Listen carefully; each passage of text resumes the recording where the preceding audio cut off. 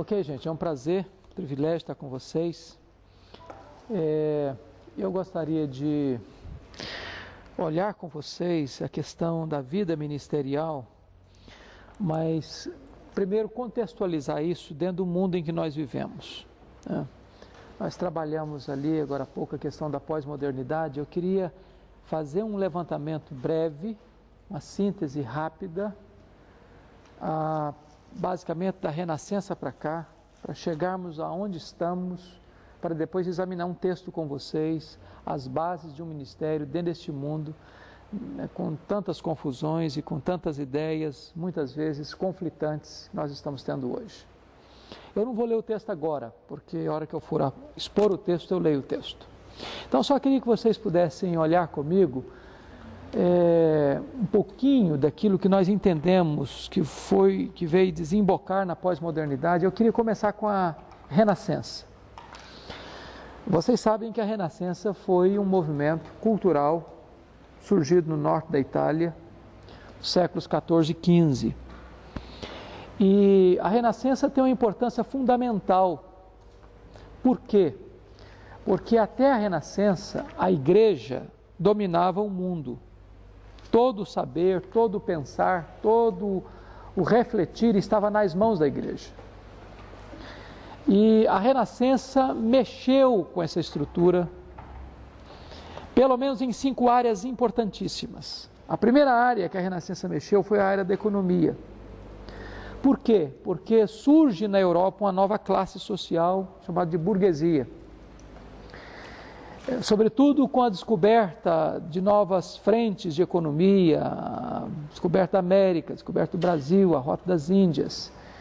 E a economia saiu do domínio, do controle da igreja. A igreja perdeu o controle da economia. Isso foi importantíssimo, porque isso é um divisor de águas na história humana. A segunda área que foi influenciada foi a área das artes. Até a Renascença, por exemplo, na Idade Média, nenhum pintor podia expressar a sua arte senão pelo viés da igreja. Se ia esculpir ou pintar o corpo de uma pessoa, tinha que pintar o rosto dela e o corpo de um santo. Tudo tinha que ser vazado pela hermenêutica, pela visão da igreja. Até que Miguel Ângelo, Leonardo da Vinci, vão romper com esse padrão, né? Miguel Ângelo, por exemplo, vai esculpir Davi, Pietà, Moisés, e mostrando a beleza do corpo humano quanto obra de Deus, criação de Deus, sem o viés interpretativo da igreja. Isso rompe a questão, tira as artes das mãos da igreja. A arte pela arte. Isso já foi uma revolução extraordinária. A terceira área, muito importante nesse processo, é a área da política. Até a Renascença, a igreja tinha um concubinato espúrio com o Estado. O Papa depunha reis e colocava reis no trono. Até que Maquiavel escreve o livro Príncipe e mostra a necessidade, então, de existir uma divisão entre Estado e igreja. E agora a igreja não pode mais ingerir no Estado, e nem o Estado deve ingerir na igreja. São dois poderes que devem ter interdependência. Então, rompe essa questão também, fundamental, que é a questão política, né? A quarta área que a Renascença vem atingir é a área da ciência. A ciência também estava nas mãos da igreja. E até que Nicolau Copérnico vai fazer uma afirmação, um tanto quanto ousada na época, de que o mundo não era geocêntrico, mas o mundo era heliocêntrico. Na verdade, Nicolau Copérnico não teve coragem de defender essa tese, a não ser no final da sua vida, porque ele sabia das implicações e dos riscos disso. Mas o seu discípulo, Galileu Galilei, vai defender essa tese e ele é preso por essa causa e precisa se retratar para não morrer. Mas o simples fato de já mostrar que a Terra não era, o mundo não era geocêntrico, ou seja, centralizado na Terra, mas no Sol, não era, vamos dizer, a Terra que gira em redor do Sol, isso já tirou das mãos da igreja a hegemonia da ciência. E hoje nós sabemos que o mundo não é heliocêntrico. A estrela é apenas, o Sol é apenas uma pequena estrela de quinta grandeza. O mundo, o universo é muito mais vasto, muito mais amplo do que se podia conceber lá no século 14 e 15. Pois bem, finalmente a quinta área que eu acho que a Renascença mexeu foi a área religiosa, a área espiritual. Porque até então a igreja era a verdadeira detentora da verdade. A mais importante do que o texto da Bíblia eram as notas de rodapé. Então as pessoas só podiam ler a Bíblia pelas lentes, pelos óculos da igreja. A igreja que dizia o que era verdade, o que não era verdade, porque a interpretação da igreja era a interpretação oficial. Até que o monge agostiniano, Martinho Lutero, tem acesso a este texto de Romanos 1,17, isso muda a vida dele, muda a visão dele, muda de certa forma a história da igreja, porque tira das mãos da igreja esse domínio da interpretação, ou melhor, do livre exame das Escrituras. Pois bem, a partir daí então, dentro desse processo, desse meio aí da Renascença, vem em 1450 a descoberta da imprensa por Johannes Gutenberg, na Alemanha. Logo depois vem os pré-reformadores. No dia 31 de outubro de 1517 vem a proclamação da Reforma e o mundo então começa a respirar áreas de libertação, de liberdade. Mas me importa agora olhar dentro desse viés no século, sobretudo no século XVII, vem o racionalismo, no século XVIII, sobretudo, o iluminismo. O iluminismo, ele põe o homem no centro e bota Deus na lateral. O homem é a medida de todas as coisas, o homem é o centro de todas as coisas, o homem não precisa de Deus, o homem é Deus. E o iluminismo, ele vem com esta bandeira da centralidade do homem, da grandeza do homem, da força do homem, do poder do homem, da capacidade do homem. Então nós começamos a viver uma geração homocêntrica, antropocêntrica. E nesta geração, o otimismo era imenso. O homem haveria de construir um paraíso pelas suas próprias forças, pelas suas próprias mãos. Você vai perceber que logo vem a utopia de Thomas More, idealizando um mundo perfeito, construído pelas próprias mãos do homem. Se você perceber, esse ar de otimismo está sendo inalado por todo mundo. O homem está achando que ele vai construir esse paraíso pelas suas próprias mãos, a ciência, a filosofia, a capacidade de reflexão, esse otimismo do mundo secular. Se você der uma olhadinha para dentro do mundo religioso, esse otimismo está presente, só que num outro eixo. Por exemplo, foi o período básico de duas coisas. Primeiro, foi o período fundamental do período escatológico que nós chamamos do pós-milenismo. O pós-milenismo estava no auge. E o que o pós-milenismo advogava? Nós vamos cristianizar o mundo. Nós vamos ganhar o mundo para Jesus. Foi o período da descoberta, ou melhor, do levantamento das missões modernas. Vamos ganhar o mundo para Jesus. Nós vamos conquistar o mundo para Jesus. Se você perceber os nossos hinos clássicos, quase todos os nossos hinos missiológicos, evangelísticos, que nós temos os hinos clássicos, são do período do pós-milenismo. Era a ideia, vamos ganhar o mundo, porque a ideia pós-milenista é o seguinte: a quantidade de salvos vai ser infinitamente maior do que os perdidos.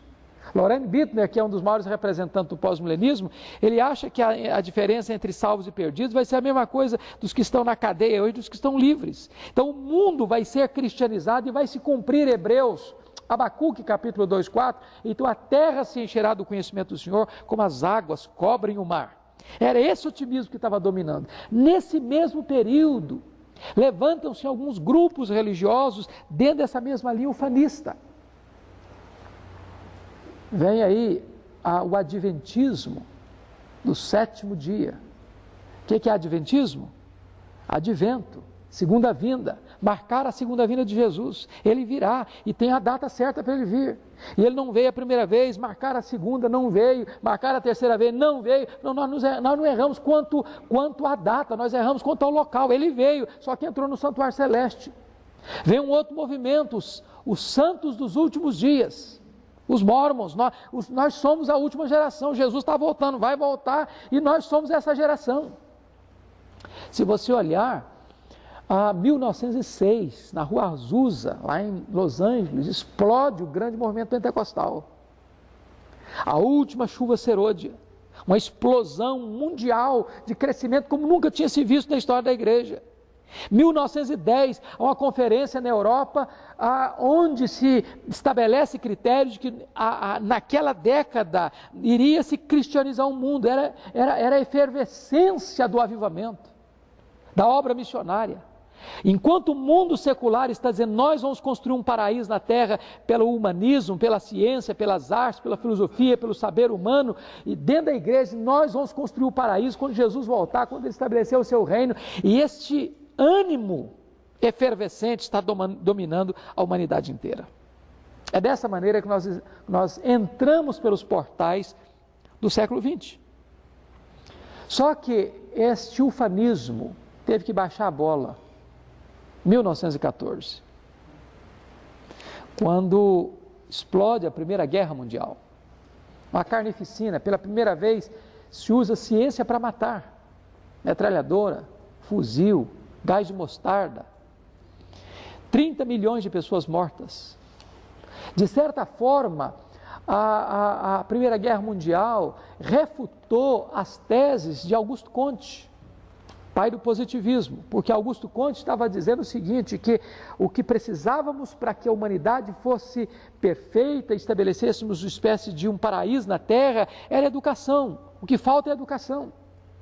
E aí, se você perceber, o Brasil nasceu debaixo desta bandeira do positivismo, ordem e progresso. Nós nascemos debaixo dessa bandeira. Só que a Primeira Guerra Mundial mostrou que o conhecimento sem a transformação não transforma o homem num ser civilizado e nem espiritual, mas transforma esse homem num monstro. Não basta a informação, é preciso transformação. E o que aconteceu? Depois dessa carnificina toda, a Alemanha saiu destruída na Primeira Guerra Mundial e já em 1932, a Alemanha ressurge das cinzas e um chanceler alemão prometia de novamente ressuscitar os sonhos de um paraíso na Terra. E esse chanceler alemão chamou-se Adolf Hitler. E as medidas eram grandes para se evitar uma Segunda Guerra Mundial, mas novamente vem um desastre.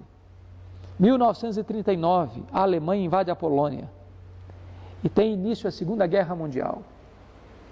E agora esta guerra tem proporções muito mais amplas e muito mais vastas, e você vai perceber que 60 milhões de pessoas perdem a vida. 6 milhões de judeus são trucidados nas câmaras de gás, nos campos de concentração, morrendo de fome, ou fuzilados, ou virando pó e cinza. E o que acontece? Os 3 países do eixo, Alemanha, Itália e Japão, se unem para formar os países do eixo, para lutar contra o mundo inteiro. E nesta guerra sangrenta, brutal, desumana, terrível, sanguinária, os Estados Unidos saem fortalecidos, porque em 1945 se joga a bomba atômica em Hiroshima e logo depois em Nagasaki, e esta guerra termina. Termina com a Alemanha, Itália e Japão destruídos, arrasados, com o mundo apavorado. E o que vai acontecer? Os Estados Unidos, a partir daí, vão investir nesses países destruídos para mostrá-los como vitrine do mundo, para dizer o seguinte, que o capitalismo é o reino do bem e o socialismo é o reino do mal.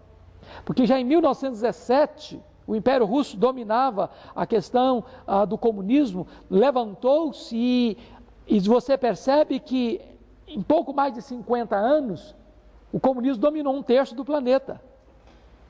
E o comunismo foi certamente o principal braço da opressão, do martírio dos cristãos em toda a história da igreja. Nunca se morreu tantos mártires no cristianismo como no século XX. E sobretudo pelo braço do comunismo. Para você ter uma ideia, nós nos lembramos muito de Adolf Hitler. Mas Mao Tse-tung matou 60 milhões de chineses. 60 milhões de chineses. Então notem vocês que agora começa um novo período na história, que é esta grande guerra fria.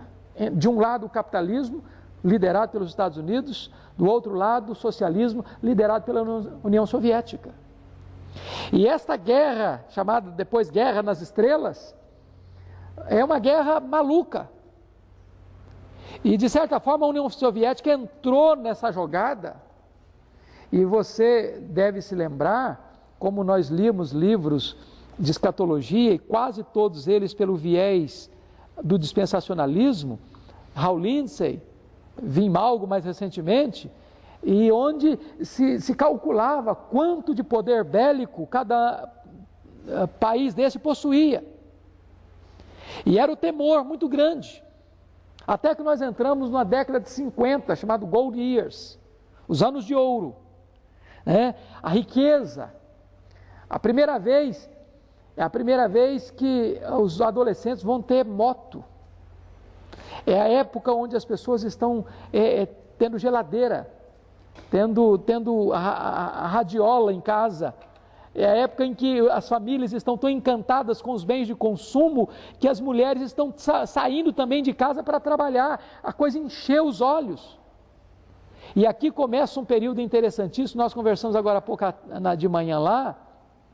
É que pai e mãe começaram a sair de casa para trabalhar, encantados com os bens de consumo, e esqueceram os filhos. Pensaram que podiam substituir presença por presentes. E o que aconteceu com essa geração? Levanta-se na década de 60, sem qualquer preconceito com o tamanho do cabelo, mas os 4 cabeludos de Liverpool, os Beatles, com 3 bandeiras: sexo, drogas e misticismo. E esta geração virou a cabeça, uma contracultura. Começou aí a geração hippie na década de 60. E essa geração mudou todo o paradigma. Se o paradigma era viver em família, queremos viver fora da família. Se o paradigma era casar-se, vamos viver agora praticando sexo grupal. Se o paradigma era ter a religião ocidental, vamos buscar a religião do oriental. Se o paradigma era usar roupa convencional, vamos usar roupa não convencional. O que acontece? Chega o ano 1968. Esse ano é um ano extremamente importante. Foi a época da Revolução dos Estudantes, a Primavera de Praga. Os estudantes aqui no Brasil, usando sandálias havaianas, entraram no Palácio do Planalto e balançaram o dedo na cara de Costa e Silva. Na mesma época, os estudantes americanos botavam florzinhas nos canos dos fuzis dos soldados. Os Estados Unidos perdeu a guerra do Vietnã. Em seguida que os estudantes brasileiros fizeram isso no Palácio do Planalto, Costa e Silva baixou as 5, mergulhando a nação brasileira numa amarga ditadura militar. Vem a década de 70. O que aconteceu com esta moçada hippie? Estava morrendo de sífilis, de gonorreia, de blenorragia, na miséria, numa vida absolutamente infeliz. Baixou a bola desse movimento. Baixou a bola. Percebeu que esse tipo de liberdade, sem rumo, sem freios, estava levando essa juventude para a destruição das drogas e a destruição do sexo irresponsável. Aí vem a década de 80, a era Reagan. E nesta era, também chamada de Guerra nas Estrelas, um fato curiosíssimo, porque a União Soviética perde essa corrida. Perde essa corrida. época do neoliberalismo. E chega o ano de 1985, Mikhail Gorbachev escreve o livro Perestroika e admite publicamente a União Soviética está quebrada, está falida. E nesse livro Perestroika, não sei se vocês tiveram a oportunidade de lê-lo, mas Mikhail Gorbachev dizia o seguinte, que se houvesse naquela época uma guerra mundial, não haveria nem vencedores e nem vencidos. Porque o arsenal que nós já tínhamos acumulado daria para transformar o planeta Terra em poeira cósmica 47 vezes. Aí nós chegamos num ano muito importante, que é o ano de 1989. Foi o ano em que o Muro de Berlim é derrubado. Isso significa o seguinte, que de certa forma não é apenas uma parede de concreto que foi destruída, foi uma questão de ideologia. E nesse momento então nós entramos na década de 90 sem mais uma bandeira ideológica. O que aconteceu? Os shopping centers explodiram no mundo e a moçada não tem mais idealismo, não tem mais utopia, não tem mais cara pintada para sair na rua, para reivindicar direitos. A moçada quer ir para o shopping, usar roupa de marca e curtir o aqui e o agora tão somente. Nós entramos, portanto, no que nós chamamos a partir de 1989, na chamada pós-modernidade. Rompemos com a era moderna. E essa pós-modernidade, ela está fincada num tripé. Que tripé é esse? Primeiro, pluralização. Segunda perna do tripé, privatização. Terceira perna do tripé, secularização. O que seria isso? Na pluralização é a ideia seguinte, você tem muitas ideias, muitos valores, e nenhum deles é absoluto. É como você vai ao supermercado comprar sabonete. Você chega na prateleira, tem 20 marcas de sabonete. Qual que você compra? Ou mais caro, ou mais cheiroso, ou mais barato, ou que a propaganda é mais eloquente, não interessa. Você escolhe. As ideias são múltiplas. Não existe uma ideia absoluta. Veja você que você afirmar hoje que você crê numa verdade absoluta é politicamente incorreto. Nós vivemos no mundo hoje do inclusivismo. Por exemplo, nos Estados Unidos não se pode fazer mais uma oração do Pai Nosso numa classe. Num país de berço protestante. Por quê? Porque ali está o muçulmano, ali está o budista, ali está o hinduísta, ali está o judeu, ali está o cristão. E o entendimento é o seguinte... eu tenho que respeitar a opinião do outro. Então, se eu tenho que respeitar a ideia do outro é tão verdade quanto a minha, não tem verdade absoluta mais. O mundo é plural. E nesse mundo plural, pregar uma mensagem absoluta, uma verdade absoluta, é uma afronta para a mentalidade do homem pós-moderno. E veja você que o evangelho que nós cremos e abraçamos, o evangelho que nos salvou, que nos alcançou, é uma verdade absoluta. Não é uma verdade dentre outras verdades, ele é a verdade. Jesus não é um salvador dentre tantos, ele é o salvador. Ele não é um caminho dentre muitos, ele é o caminho. Ele não é uma das portas de acesso ao céu, a Deus, ele é a porta. E neste mundo plural, as escolhas são privativas. O que eu faço, o que eu escolho, é da minha responsabilidade, você não tem nada a ver com isso. Esse é o pensamento. Aí veja bem que nós entramos, talvez discutindo mais o que está acontecendo hoje, por exemplo, que é a grande questão da homofobia. É legítimo ou não é legítimo? Um homem morar com outro homem, uma mulher morar com outra mulher, ou um homem casar com um homem, uma mulher casar com uma mulher. Bom, dentro do espírito pós-moderno, essa escolha é pessoal. Você decide, é o efeito Ibope. Porque dentro desse conceito pós-moderno não existe uma verdade regulamentadora, normativa. Não existe um preceito, não existe um código, não existe um padrão, não existe paradigma. Veja o desafio de ser crente, de ser cristão, numa geração dessa. Quando você afirma que você crê numa outra coisa, diz, mas você é radical. Você pode crer e eu não incomodarei você, no que você quiser. Mas as minhas escolhas são minhas e você não tem o direito de se intrometer nas minhas escolhas. Porque já que não existe uma verdade absoluta, eu tenho a minha verdade, você tem a sua. O mundo é plural e as escolhas são privativas. A consequência disso é a terceira perna do pós-modernismo, que é a secularização. O que é a secularização? A secularização é a ideia que você tem de colocar Deus na lateral.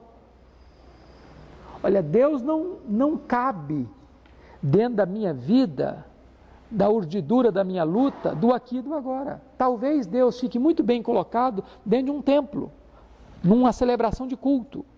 Mas eu sair para fora do templo, no meu dia a dia, na minha escola, na minha empresa, no meu namoro, no meu casamento, na minha família, na minha criação de filhos, nos meus relacionamentos, ou na maneira de eu ganhar dinheiro, gastar dinheiro, investir dinheiro, Deus não tem nada a ver com isso. O mundo secular empurrou Deus para a lateral. Deus não tem mais espaço, nem vez e nem voz. O mundo é secular. E desta forma, então, queridos, é que nós temos o grande desafio de exercer o nosso ministério dentro dessa geração. E eu acredito que nós estamos vivendo uma crise. Não digo só em consequência disso, não. Eu concordo com o pastor que falou lá no contexto, que esse negócio, às vezes, de falar em modernidade, pós-modernidade, ultramodernidade, porque agora diz que pós-modernidade já está ultrapassado também. É bobagem. De certa forma, nós somos tudo isso mesmo.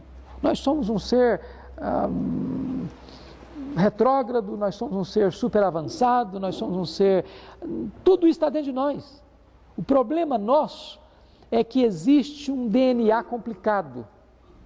Nós herdamos o pecado de Adão. Nós somos complicados. Nós somos um ser caído, problemático.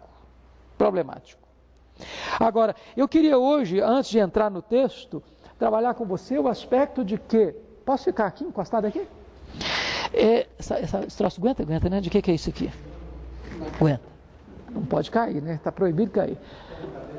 Não, tá bom, aqui está mais altinho. Nós estamos vivendo uma crise hoje, queridos, de liderança.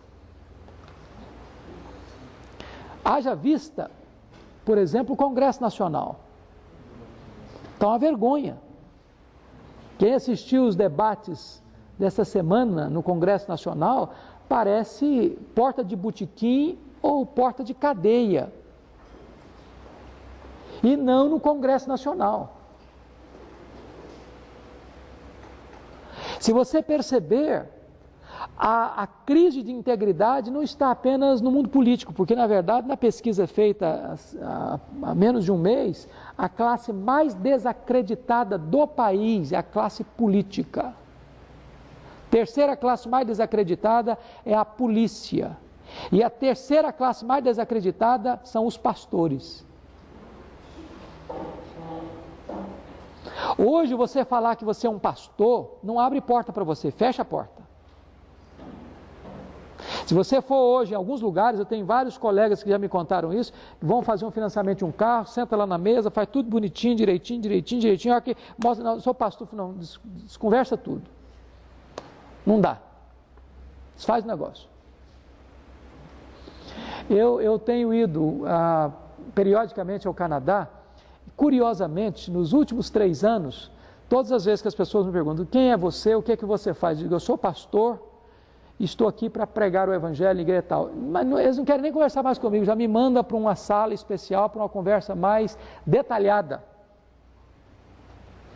porque a ficha está suja. Nós estamos vivendo essa inversão de valores. Na geração passada, quando alguém falava que era pastor, as portas se abriam. A pessoa merecia crédito. Mas hoje se faz pastor do dia para a noite. Hoje, quando a pessoa diz eu sou pastor, muitas vezes ele se auto-intitula pastor.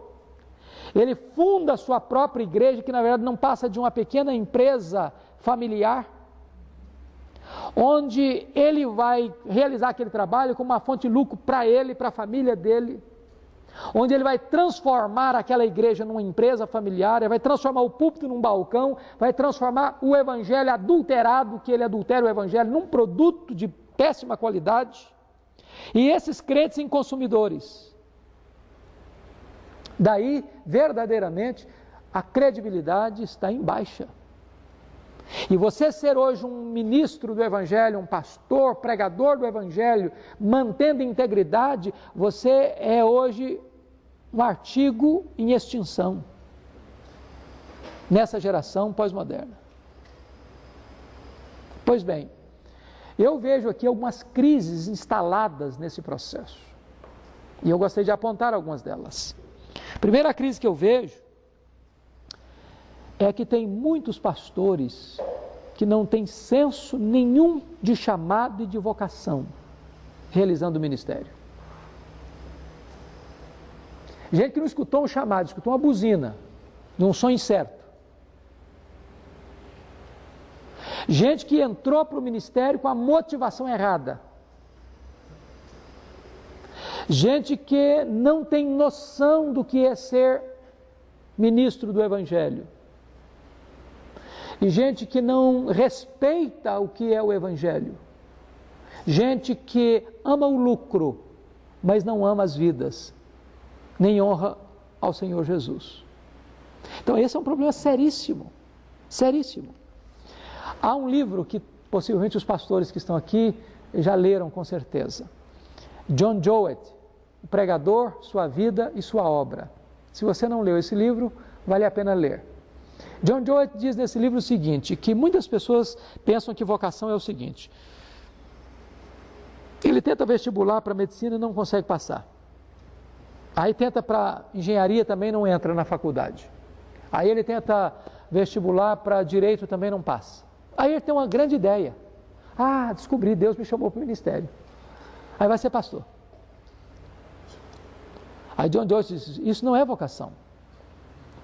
Vocação é quando você tem todas as portas abertas. Você só enxerga uma porta. O chamado de Deus para o ministério. Vocação é como que algemas invisíveis. É aquilo que você não pode deixar de fazer. Você é compelido, imperativamente. Como Jeremias um dia escutou de Deus, eu disse, eu vou deixar de pregar. Isso foi como fogo nos meus ossos. Não dá para você deixar. Então isso é vocação. Isso é vocação. Segunda crise que eu percebo é que há muitas pessoas hoje no ministério que estão confusas teologicamente. Meus irmãos, é uma salada. Uma verdadeira salada hoje a questão teológica de muitos pastores. Gente que não sabe para onde vai, nem para onde está indo. Aliás, foi mencionada ali a questão de alguns modelos que nós temos hoje, grupos células, igreja com propósito, rede ministerial. Nós temos muitos modelos bons até. Tem outros complicados. Mas o grande problema é que às vezes um pastor vai para um congresso, escuta um modelo e diz, agora achei. Aí chega na igreja e muda tudo. Aí no outro ano ele vai para um outro congresso, escuta outra coisa, não, meus irmãos, não era nada daquilo, agora é desse jeito que nós vamos caminhar, muda tudo. Aí ele vai para um terceiro, não era aqui, estava errado, agora é por aqui que nós vamos. Ele está confuso, ele está perdido, ele não sabe para onde está indo. Se ele não sabe para onde está indo, quanto mais o seu povo. Nós estamos vivendo a época e eu acho isso impressionante, absolutamente impressionante. Eu fiz seminário em 78, 81. Era um fato tão curioso que eu era um seminarista pobre e todo livro que saía eu conseguia comprar. Quando saía um livro, publicava um livro em português, era uma novidade. Uma novidade. Hoje você não consegue nem saber de todos os títulos que são publicados. Quanto mais comprar todos. Hoje nós temos, eu não sei se já fizeram essa pesquisa, mas nós temos, no mínimo, nós devemos ter mais de 40 Bíblias no Brasil de estudos, diferentes umas das outras. E é bem provável que a maioria dos pastores tenha pelo menos metade delas, e nós estamos vivendo um período de analfabetismo bíblico como nunca. Nunca. Livro para enfeitar a prateleira não dá erudição para ninguém. Então o que acontece hoje? Você não vê um camarada que decora um texto mais, não sabe um versículo de cor mais. Ele está buscando em tantas coisas que ele não tem referência. Analfabetismo bíblico. Se o pastor é analfabeto biblicamente, quanto mais seu povo. Você quer ver uma coisa? Chega numa igreja e manda ler um profeta menor. Olha, é até engraçado. O camarada começa a abrir na Bíblia em Gênesis. Ou depois está achando que está lá perto de Apocalipse. O povo não sabe nem manusear a Bíblia mais. Por quê? Porque os pregadores não pregam a palavra mais também. Não pregam. Não tem exposição bíblica. As pessoas estão pregando do vazio da sua cabeça e da plenitude do seu coração enganoso, deixando a palavra de Deus de lado. Se esses pastores estão confusos, quanto mais os seus rebanhos. Terceira crise que eu percebo nas minhas andanças para aí afora é que nós temos muitos líderes e pastores confusos, não apenas teológica e doutrinariamente, mas confusos emocionalmente. Gente que precisava estar sendo tratado, está tratando os outros. Gente que precisava estar sendo aconselhado, estão aconselhando os outros. Gente que não tem capacidade emocional de gerenciar sua própria vida, está tentando gerenciar a vida dos outros. E o resultado disso é que nós temos uma batelada de gente hoje entrando num processo triste de decadência moral no ministério. Quer ver uma coisa? Não tem lugar mais perigoso para um pastor do que o gabinete pastoral, se ele não for uma pessoa equilibrada emocionalmente. Por quê? Porque mais de 50% das pessoas que você lida no gabinete são do sexo feminino. Mais de 70% dessas pessoas que entram tem a ver com tensões existenciais, conjugais, sexuais, etc, etc, etc. Se essa pessoa não for uma pessoa comprometida com Deus e madura emocionalmente, ela entra num terreno escorregadio.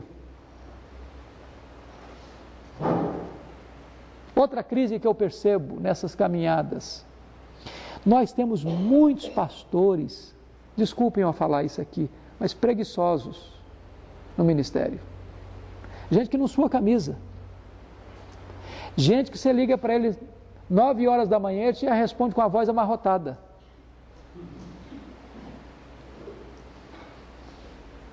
Gente que não sabe o que é afadigar-se na palavra. Gente, pregar é trabalho. E é trabalho árduo. Árduo. Eu não sei se vocês, de repente vocês têm mais facilidade, mas eu, às vezes, eu gasto, às vezes, 15, 20 horas para preparar um sermão. Às vezes eu faço isso. Estou expondo Romanos agora. Eu não consigo preparar um sermão em Romanos com menos de 15 horas. Não consigo. Porque se é que eu tenho que ler todo aquele material, se eu tenho que digerir todo aquele material, só para ler você demora quase isso. Segundo, você precisa entender uma coisa, o pastor precisa ser um camarada que ame o conhecimento. O pastor precisa ter uma biblioteca boa.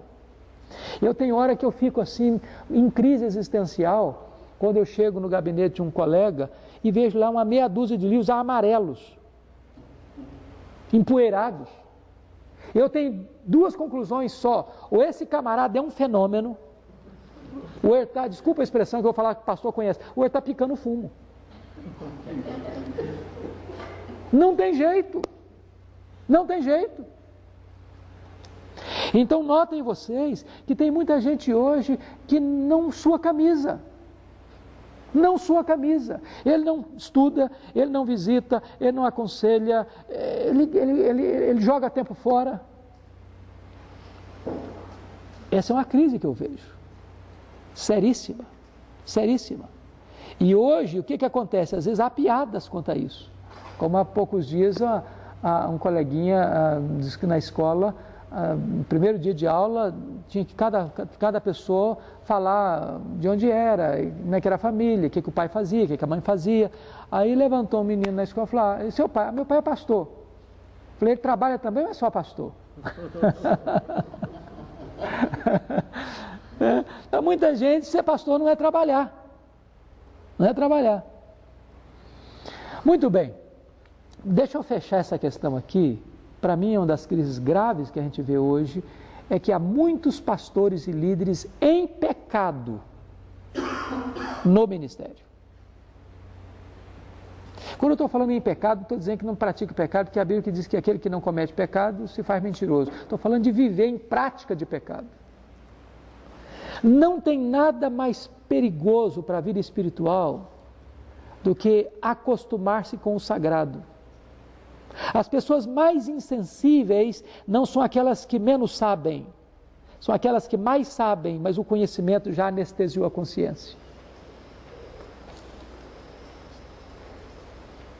Pode ter certeza disso. Via de regra, quando você vê um líder espiritual caindo, a queda dele tem viés de escândalos mais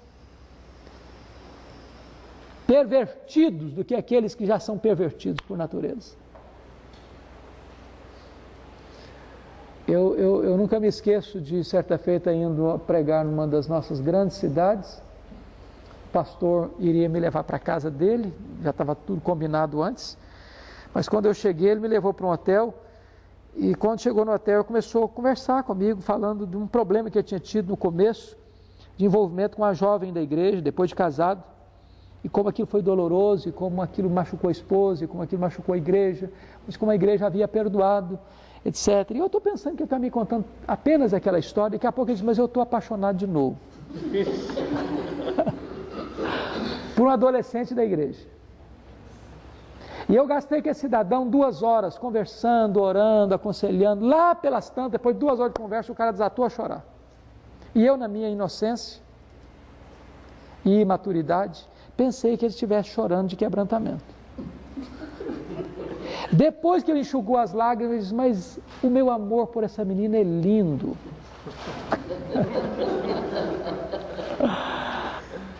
E eu disse para ele: eu não vou embora dessa cidade sem falar com essa moça. Chamei a moça, falei: minha filha, que ele estava levando a menina para a casa dele, chamando para fazer reunião de oração com ele, para fazer visita com ele, aquela coisa toda. Falei: filha, você vai me prometer uma coisa: você não vai na casa desse homem mais, você não vai orar com esse homem mais, você não vai fazer visita com esse homem mais, e se qualquer coisa estranha acontecer, por favor, me ligue. Passaram-se 5 meses, o telefone tocou, era a moça. E aí, minha filha, o que aconteceu? Eu falei: pastor, eu fiz o que o senhor mandou. E aí? Ele largou do meu pé, mas está dando em cima da minha irmã agora. E eu disse para ele: você vai fazer um favor para mim, chame os presbíteros da igreja, senta com eles, abra o verbo. Esse homem não tem condições emocionais, morais, espirituais de apacentar o rebanho. O grande problema é que muitas vezes essas pessoas só vão parar quando forem flagradas, apanhadas no ato do seu erro. Pois bem, é nesse contexto então que eu gostaria que vocês olhassem comigo. Quem está administrando o tempo aí me fala quanto tempo. 40. Temos 40 minutos. Nós temos ainda mais? Nós temos 40 minutos. Então vamos dar uma olhadinha rápida. Vamos dar uma olhadinha rápida em Atos 17, Atos 20. Atos 17 não, Atos 20, versos 17 a 38. Eu não vou ler o texto todo, vamos ganhar um pouco de tempo aqui, e vamos lendo o texto na medida que vamos examinando o texto, tá certo? Nesse mundo aqui que nós abordamos, vamos ver alguns compromissos de um pastor. Primeiro compromisso, versículo 19, Atos 20, versículo 19. servindo ao Senhor com toda a humildade, lágrimas e provações que pelas ciladas dos judeus me sobrevieram. Paulo está falando com os presbíteros de Éfeso, na cidade de Mileto.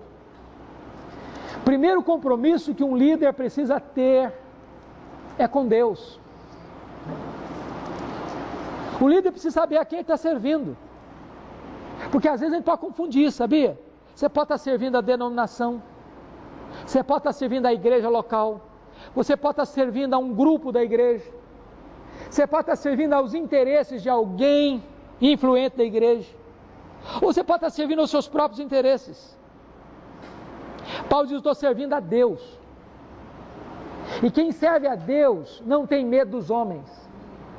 Quem serve a Deus não tem medo de críticas.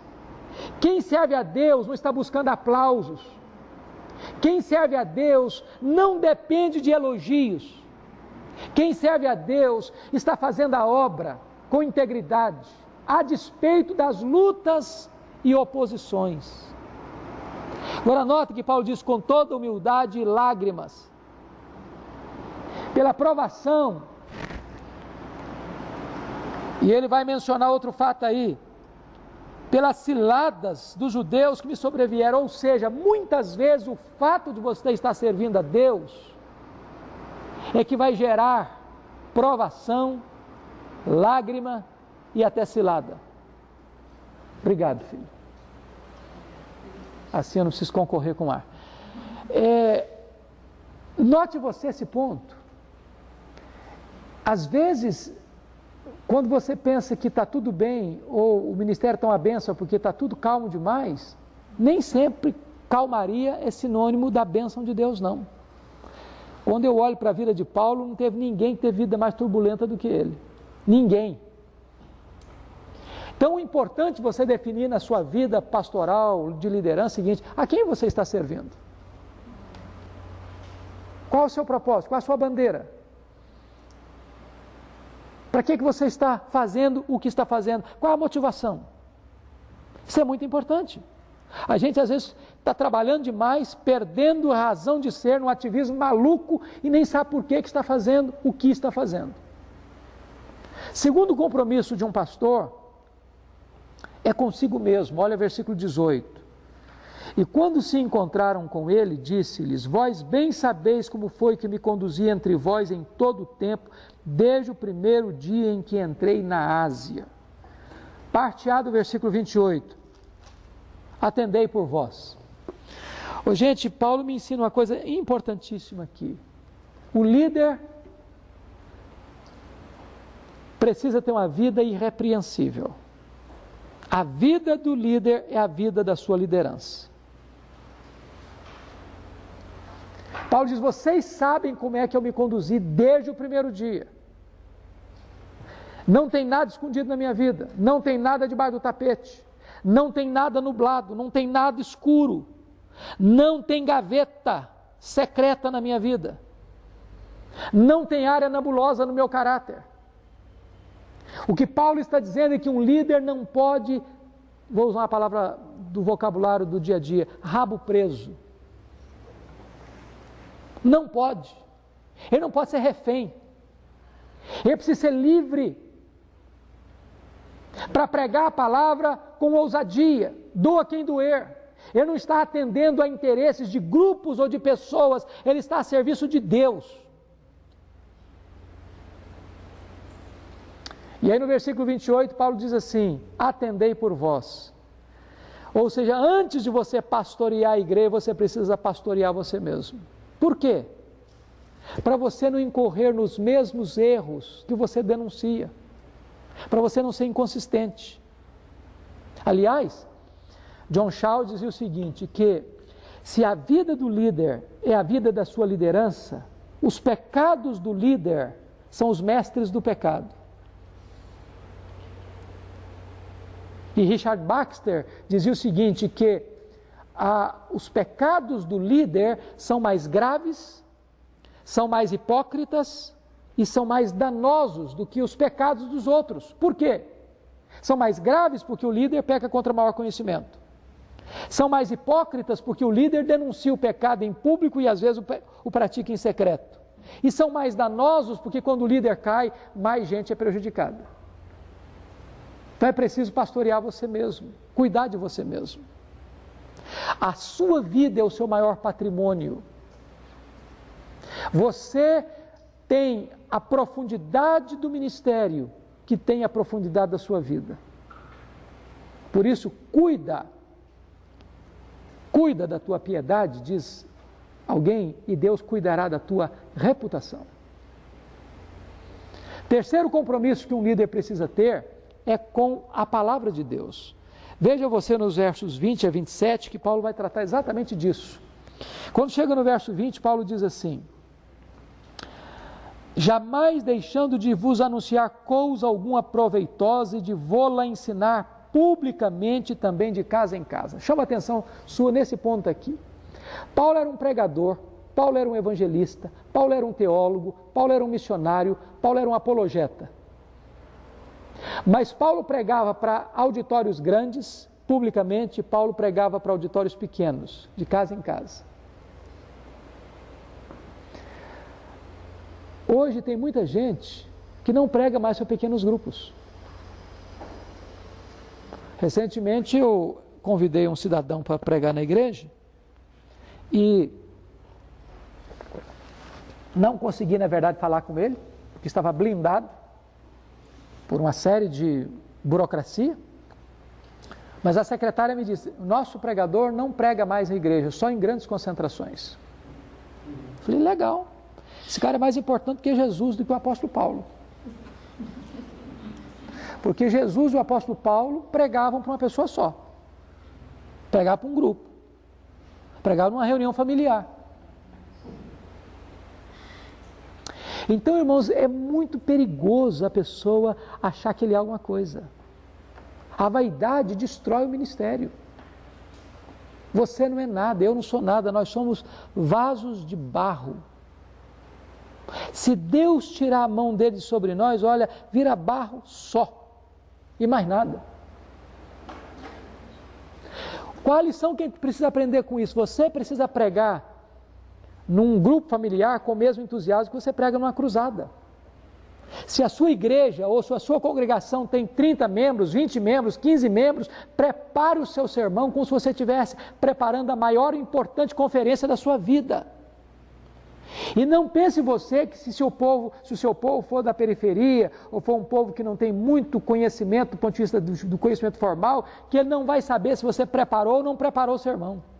Até gente analfabeta sabe quando o pregador está preparado ou não está preparado. Mas tem outra coisa aqui no texto. Olha o versículo 21. Paulo diz assim: testificando tanto a judeus como a gregos o arrependimento para com Deus e a fé em nosso Senhor Jesus Cristo. O que é bom destacar aqui? Paulo ensinava e Paulo pregava. Pregava o quê? Arrependimento e fé. Arrependimento e fé são os elementos de quê? Da conversão. O que está querendo dizer com isso? Que Paulo era um evangelista e Paulo era um doutrinador, um mestre. Por que isso é importante? Isso é importante pelo seguinte, problema não. Por que isso é importante? Porque hoje, se você fizer uma pesquisa nos seminários, você vai chegar à seguinte conclusão, já fizeram pelo menos em um que eu sei, 75% dos seminaristas disseram: eu não tenho dom de evangelista, eu tenho dom de mestre. Por que isso?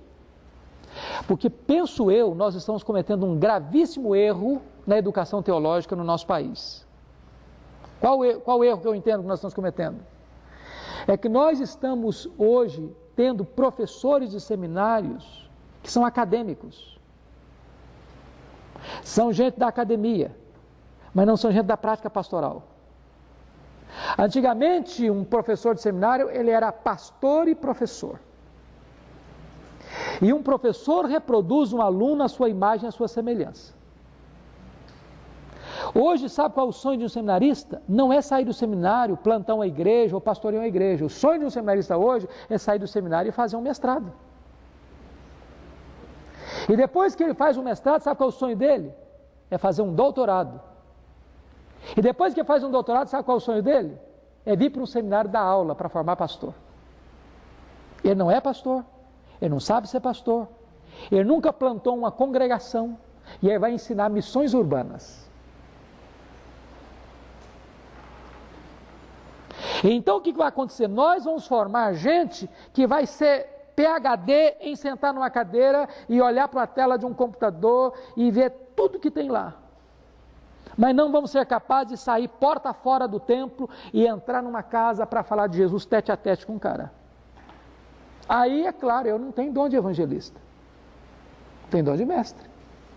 Por quê? Porque foi a minha escola. Eu não tenho culpa. A culpa é do sistema. É do sistema.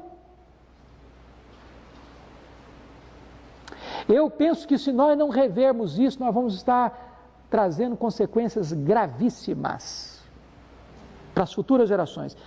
Existe algum pastor da Assembleia de Deus aqui comigo, na sala? Não tem? Oi? Da Assembleia de Deus? Obrigado, filho. Deixa eu partilhar uma coisa que eu ouvi de um colega seu, pastor da Assembleia de Deus, eu achei importantíssimo que ele me disse. Ele disse o seguinte: nós estamos na Assembleia de Deus, que é a maior denominação evangélica deste país, vivendo a segunda geração.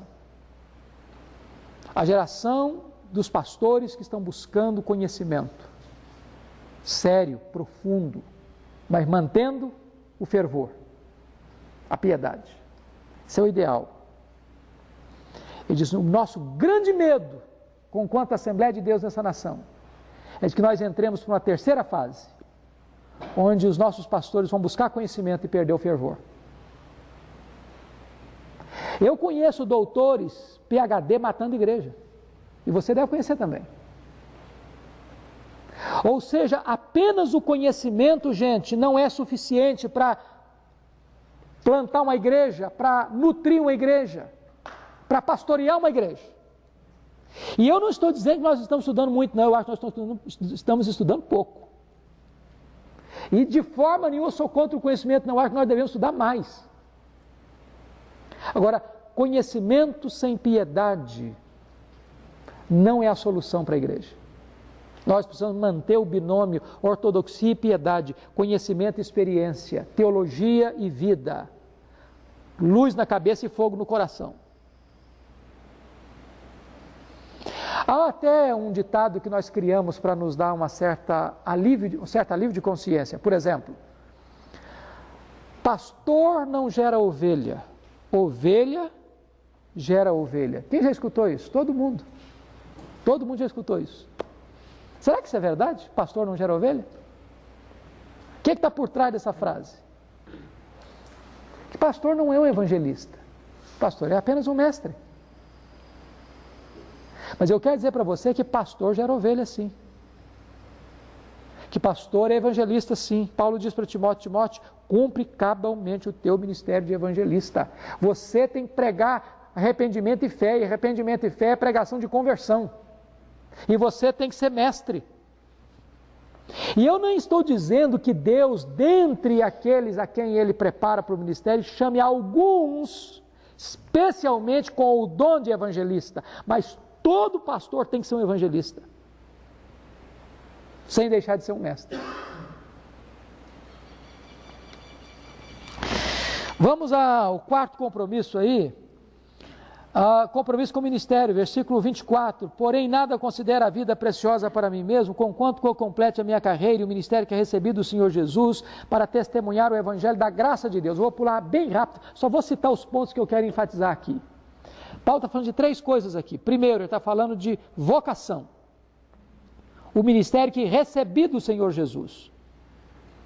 Foi Jesus que deu o ministério para ele. Isso é vocação. É muito importante saber disso. Segundo, abnegação. Em nada considero a vida preciosa para mim mesmo. Terceiro, paixão, conquanto que eu complete a minha carreira e o ministério que recebi do Senhor Jesus para testemunhar o evangelho da graça de Deus. Ô, gente, o que tem que arder no nosso coração é testemunhar o evangelho da graça de Deus. Isso tem que queimar o nosso coração. Esse é o nosso compromisso. Nesse mundo plural, nesse mundo de escolhas privativas, você tem uma paixão, testemunhar o Evangelho da graça de Deus. Quinto compromisso, compromisso com a igreja, versículos 28 a 30. Atendei por todo o rebanho sobre o qual o Espírito Santo vos constituiu bispos para pastoreardes a igreja de Deus, a qual ele comprou com seu sangue. Alguns pontos aqui merecem destaque. Primeiro, você tem lá na sua igreja algumas ovelhas indóceis, complicadas, que escoiceiam o pastor? Se você não tem, me ensine o segredo para eu aprender. E se precisar de algumas transferências também, darei com o maior prazer. Qual o cuidado que nós devemos ter? O cuidado de pastorear apenas as ovelhas dóceis. De você fazer 10 visitas no ano para uma família e não fazer nenhuma para outra família. Tem ovelha que você quer ficar perto dela o tempo todo. Mas Paulo diz que você deve pastorear todo o rebanho de Deus. Agora, outra coisa importante nesse versículo 28.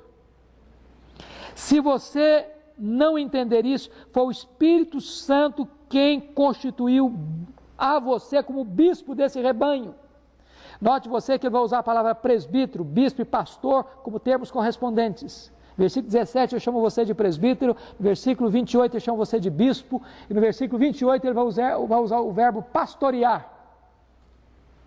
Por que isso é importante, queridos?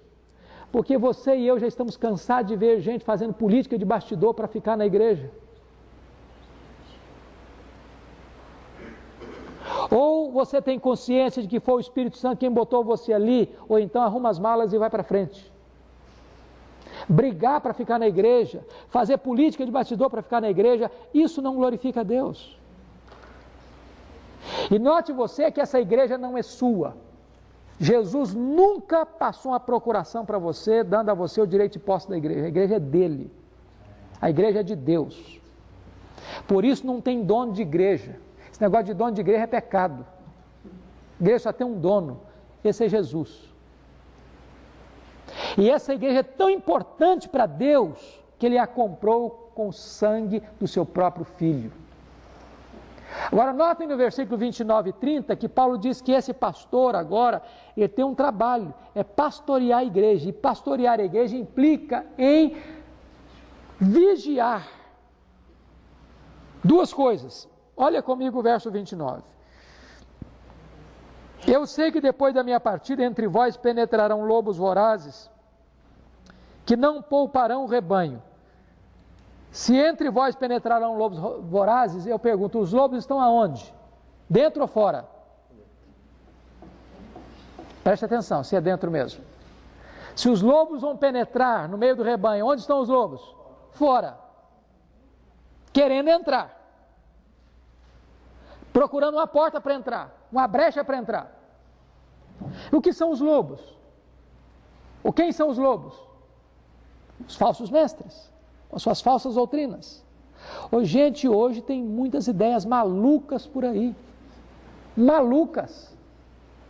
Tem muitas ondas aí que não tem nada a ver com a onda do Espírito, não. É maremoto mesmo, é tsunami mesmo, que vem para destruir tudo. E você precisa entender e discernir, cabe a você, pastor do rebanho, discernir essas coisas. E o que significa isso? Deixa eu dar uma palavrinha, não é questão de dar conselho, porque eu sei que vocês são pessoas maduras. Mas, por favor, gente, não convide quem vocês não conheçam para pregar no púlpito da sua igreja. Isso é maluquice. Deixa eu dizer outra coisa, se alguém ligar para você, se oferecer para pregar na sua igreja, pula fora logo, porque isso não é uma coisa que se faça. Você pode saber se o camarada liga para você, você podia me contar para pregar na sua igreja, pode saber que é furada. Um camarada ético não faz isso. Não faz isso.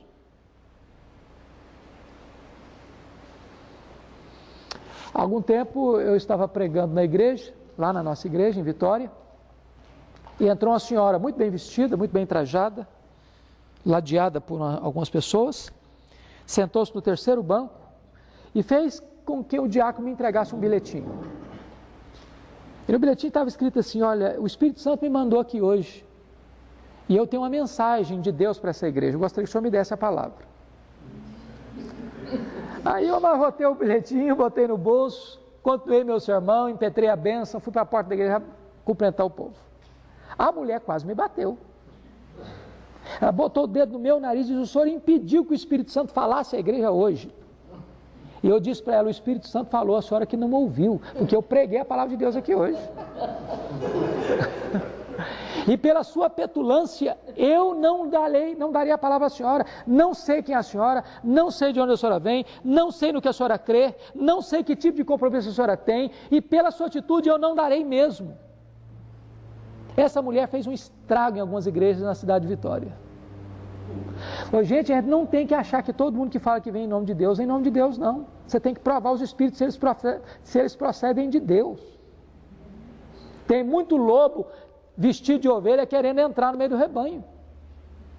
Agora, olha o verso 30, porque o contexto aí é outro. E que dentre vós mesmos se levantarão homens falando coisas pervertidas para arrastar os discípulos atrás deles. Agora, esse camarada, esse lobo está onde? Está dentro ou está fora? Está dentro. O que Paulo está dizendo aí? É que tem gente dentro da igreja enrustida. Tem ovelha enrustida, tem lobo enrustido de ovelha, tem lobo disfarçado de ovelha, e que se tiver uma chance ou oportunidade, ele vai arrastar essas ovelhas para o lado dele para destruí-las. Em outras palavras, você líder, você pastor, é o responsável diante de Deus, pelo rebanho que Deus lhe confiou. Aí vem a penúltimo compromisso que eu gostaria de trabalhar com vocês, que é o compromisso do pastor, do líder com dinheiro. Versículos 33 a 35, olha aí.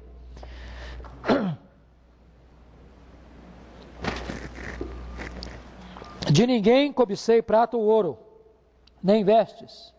Vós mesmos sabeis que estas mãos serviram para o que me era necessário a mim e aos que estavam comigo. Tenho-vos mostrado em tudo que, trabalhando assim, é mistério socorrer os necessitados e recordar as palavras do próprio Senhor Jesus: mais bem-aventurado é dar que receber. Parece que dinheiro é um grande problema hoje, em relação ao ministério. E aqui eu vejo dois extremos perigosos. O primeiro extremo perigoso é da pessoa entrar no ministério com a motivação errada, buscando lucro. Tem muita gente que hoje está se formando, está fazendo da igreja uma empresa de lucro. Alguém já disse o seguinte, que pequenas igrejas, grandes negócios.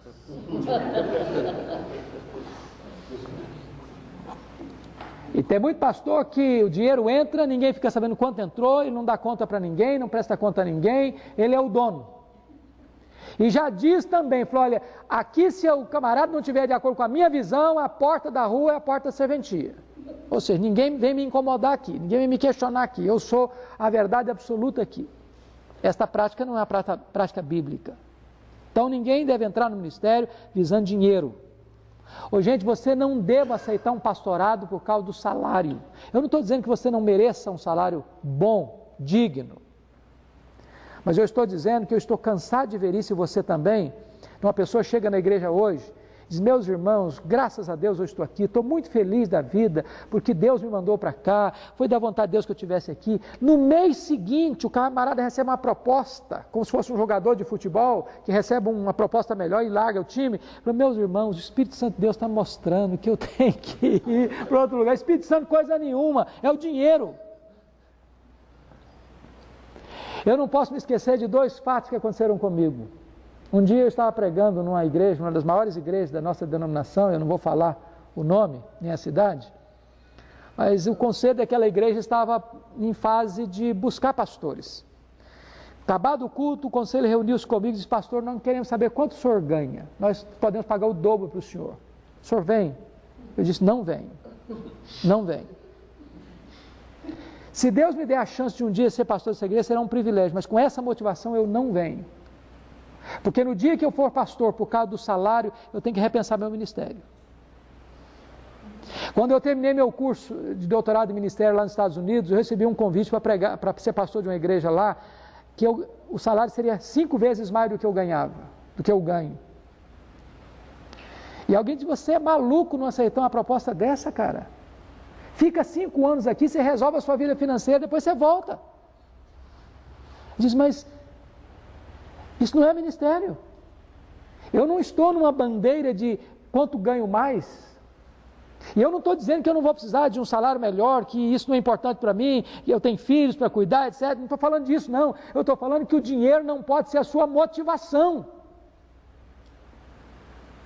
Paulo não estava no ministério por causa de dinheiro. Quando as igrejas não podiam pagar ou não queriam pagar, ele não deixava o ministério, não. Ele trabalhava para estar no ministério.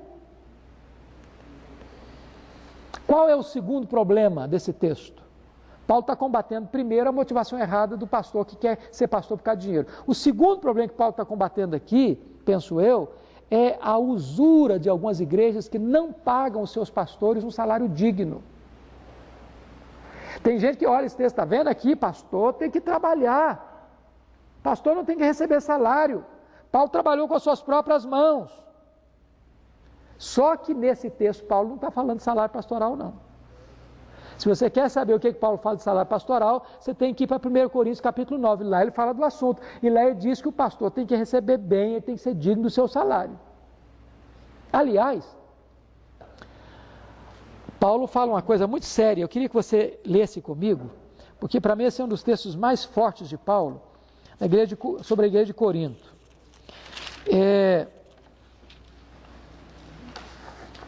Paulo foi pastor da igreja de Corinto 1 ano e meio. E Corinto era uma região rica. E eles não pagaram o salário de Paulo. Aí Paulo precisou receber ajuda das igrejas da Macedônia. As igrejas da Macedônia eram pobres. Em outras palavras, os pobres da Macedônia que pagavam o salário para Paulo ser pastor de uma igreja rica em Corinto.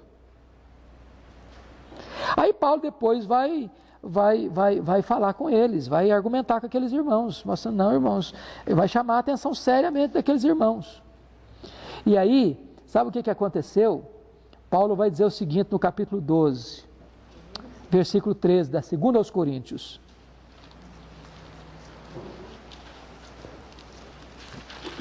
Veja você o que Paulo vai falar para aquela igreja. Eu acho esse negócio aqui impressionante. 2 Coríntios 12, versículo 13. Ele diz o seguinte: porque em que tendes vós sido inferiores às demais igrejas, senão nesse fato, de não vos ter sido pesado? Perdoai-me esta injustiça. Paulo diz para a igreja o seguinte: olha, vocês foram inferiores a todas as demais igrejas. Sabem o quê? Vocês não pagaram o meu salário. E eu devia ter cobrado o meu salário de vocês. Me perdoem a injustiça que eu cometi com vocês. Então, eu não sei se eu estou falando para algum líder de igreja aqui, cujo seu pastor não está aqui. Mas o seu pastor precisa receber um salário que ele não tenha que ficar preocupado se vai faltar arroz e feijão na mesa dele, ou se ele não vai poder botar os seus filhos na escola, ou se não vai poder comprar uma roupa digna para os seus filhos. O pastor precisa receber um salário digno. Nem o pastor tem que ser motivado pelo dinheiro, nem a igreja pode ser usura com dinheiro. Finalmente, queridos, para fechar, o último compromisso que Paulo menciona aqui em Atos 20 é o compromisso com a afetividade. Olha os versículos 36 a 38. Tendo dito isto, ou dito essas coisas, ajoelhando-se orou com todos eles. Então houve grande pranto entre todos, e abraçando afetuosamente a Paulo, o beijavam, entristecidos especialmente pela palavra que dissera, que não mais veriam o seu rosto, e acompanharam-no até ao navio. Eu acho isso magnífico. Paulo passou 3 anos em Éfeso, está despedindo-se dos presbíteros da igreja, os líderes da igreja, e há tamanha amizade e afeto entre essas pessoas, que num lugar público, numa praia, eles se abraçam, eles se beijam, e eles choram juntos. Eu tenho rodado o Brasil, queridos, e eu gosto muito e tenho falado bastante para os líderes. Deixa eu lhes dizer uma coisa. Há muitos pastores doentes emocionalmente, há muitos pastores feridos emocionalmente, há muitos pastores machucados emocionalmente, e não é com o rebanho, não. É com a liderança. é com a liderança. Há pastores amassados emocionalmente. Há pastores esmagados emocionalmente. Por causa da truculência com que alguns líderes tratam o pastor, como xerifes da igreja, como donos da igreja, achando que o pastor é empregado deles. Isso é coisa muito difícil. Eu, há poucos dias, pregando num congresso de pastores e líderes, eu perguntei para os pastores assim, qual foi a última vez que você, pastor, beijou os seus presbíteros? Aí ele levantou um gaiato no fundo da sala e disse, pastor, beijar, eu não beijei não, mas vontade de morder eu tive algumas vezes.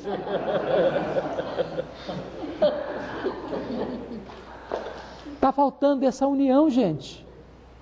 Se não houver unidade, carinho, afeto, apoio, companheirismo, amizade na liderança, o ministério fica pesado. Nós temos necessidades emocionais que precisam ser supridas.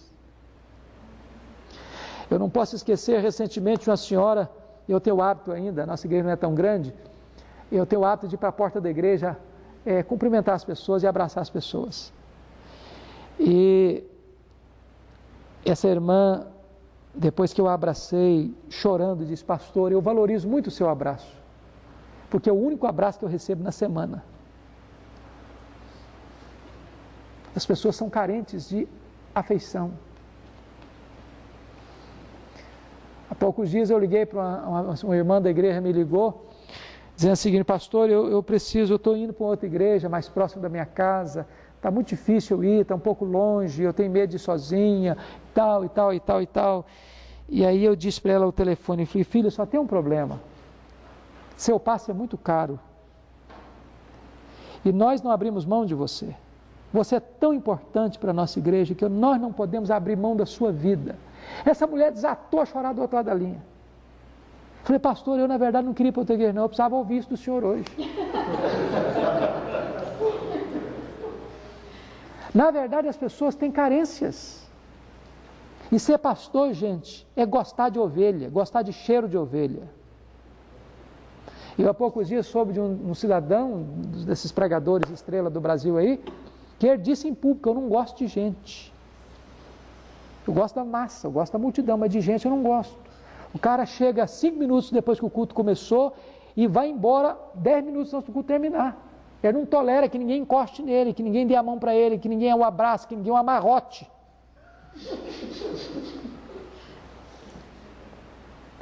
Eu penso o seguinte, que uma coisa é amar a pregação, outra coisa é amar as pessoas para quem você prega. Pastor tem que ter cheiro de ovelha. Eu espero, queridos, que esses pontos que nós pudemos abordar brevemente aqui, dentro do contexto que nós examinamos, de um mundo que não tem verdade absoluta, vai fazer diferença. Porque as pessoas, elas vão também perceber o que é verdadeiro e o que é artificial. O que é real e o que é apenas aparente. Se você realmente investir nas pessoas, amar as pessoas, pregar a verdade para elas, você precisa entender uma coisa, quem opera o querer e o realizar é Deus. Quem faz a obra é o Espírito Santo de Deus. E nós não podemos duvidar da eficácia do poder de Deus para transformar vidas. Não importa se a nossa geração é uma geração que não tem absolutos, não tem referências. Deus é quem converte, Deus é quem transforma, e nós podemos ver o florescimento de uma igreja viva, saudável e pura na nossa geração. E eu creio nisso. Eu só fecho dizendo uma coisa que tem queimado o meu coração ultimamente. E eu espero em Deus que você também tenha refletido sobre isso. É a necessidade da igreja evangélica brasileira passar por uma nova reforma e a igreja evangélica brasileira passar por um reavivamento espiritual. Nós precisamos de uma nova reforma. Tem muitas igrejas que se dizem evangélicas que não são evangélicas coisa nenhuma. Tem muitas igrejas que se dizem protestantes que não são protestantes coisa nenhuma. Precisamos de uma nova reforma. Tem muita novidade na igreja hoje que não tem nada a ver com a palavra de Deus. Precisamos de uma reforma. E aqueles que se dizem históricos, que creem na ortodoxia bíblica, também muitas vezes estão secos como um deserto. Uma ortodoxia morta, que precisam do sopro do Espírito, que precisam ver este vale de ossos secos se levantando como um exército do Deus vivo para fazer a obra de Deus. Essa é a nossa oração, esse é o nosso anseio, esse é o nosso clamor. Que Deus nos ajude. Amém. Vamos orar juntos? Vamos ficar em pé um pouquinho?